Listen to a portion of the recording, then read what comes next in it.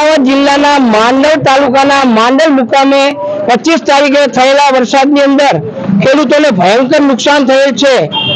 ઓછામાં ઓછું અંબાઈના પામાં 2000 વીઘા જમીનના નુકસાન છે।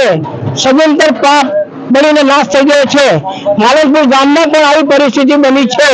માટે સરકારને અમારા ખેડૂતો તરફથી નમ્ર વિનંતી છે કે તાત્કાલિક આનું નિરાકરણ કરી અને બંને બાજુના માર્ગ ખુલ્લા વ્યવસ્થિત ગોઠવે એવી અમારી સંપૂર્ણ સરકાર આગળ આજીજી છે। મારું નામ ચંદ્રકાંત ભગવાનદાસ પટેલ, ગામ માંડલ, અરાવાસમાં રહેવાસી।